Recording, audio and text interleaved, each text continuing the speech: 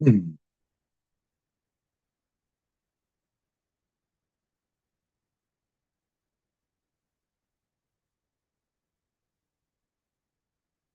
Hey, hey, hey, this is Dr. Kevin checking in. I am running a test right now. I wanted to do some more mobile things, and I want to see how it is going live, going into this broadcast.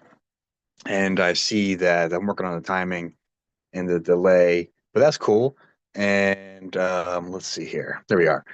And so I wanted to run this test, but also wanted to kind of come in and talk about how I see what it is that as a human being, a man or a woman or a young one, we have these natural and born qualities, and then we also have the things that are going on around us in the world that we must adapt to, and that we're waking. How do I say this? We're finding more information to be concerned about, or gives us greater levels of awareness, and discerning the information becomes important. And and so, what am I getting at? Number one, our inner self. So I'm in the business of helping people become become well. I am, my foundational doctorate is in chiropractic, and for those that are unfamiliar with the education credentials, they're in some levels they're higher than medical doctors when it comes to neurology and some other components. So I'm not here to talk about that comparison. There's different focuses.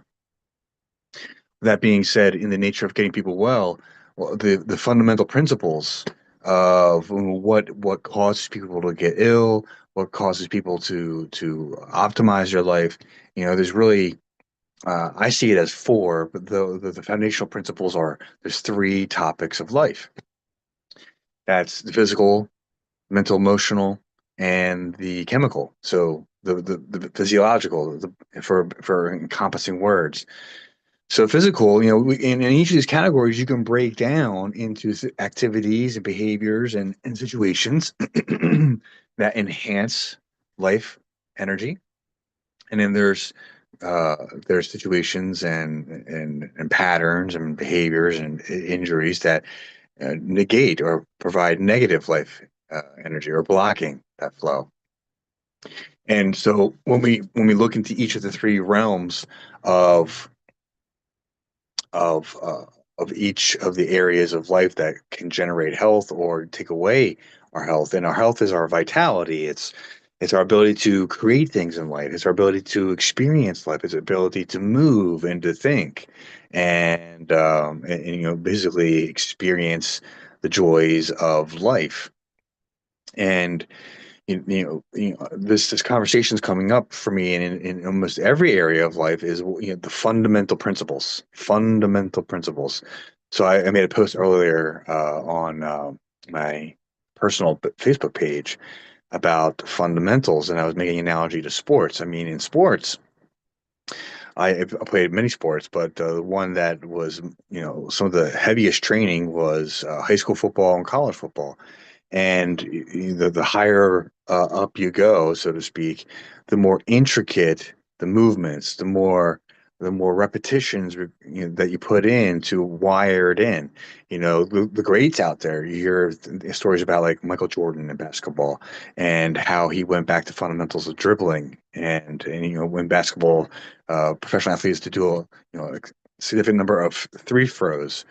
You wire in these foundational habits and these patterns so they become automatic. Now in sports, someone gets into a losing streak, someone gets into a hot streak, getting on fire, and what's the difference?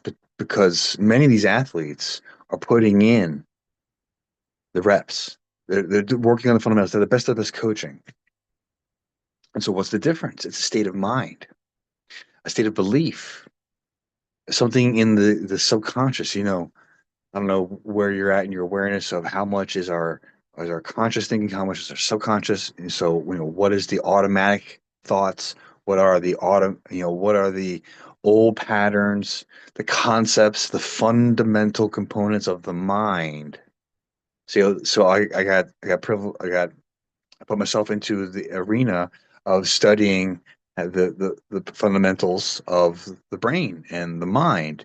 And so our concepts of life, our old patterns create boundaries. Sometimes we create our own boundaries. And this is like a mental glass ceiling, but that mental glass ceiling creates a physical reality. And that's in a couple different forms and fashions. So here we are. I watched a something I did this morning. Again, I watched a very impactful. It looked like it was in the Senate or a congressional hearing of some variety, and was just going into the nature of the last 5 years in 2020, 2021, 2022, and how the behavior of society was generated from fear, essentially very concerning news and alarming information.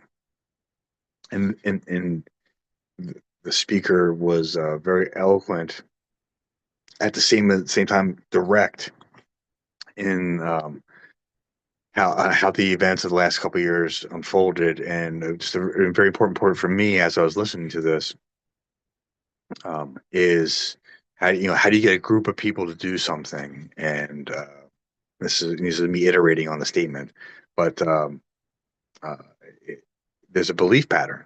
There's a movement towards protection and self-preservation and safety that fear generates people to do funny things. There's a whole body of knowledge that talks about when the fight or flight response kicks in, the sympathetic response kicks in. What's the natural, normal effect on the body and the mind that it goes through to uh, mount a response to protect itself, to keep itself alive, to defend and protect. All these fight or flight, faint, or we call it frolic. So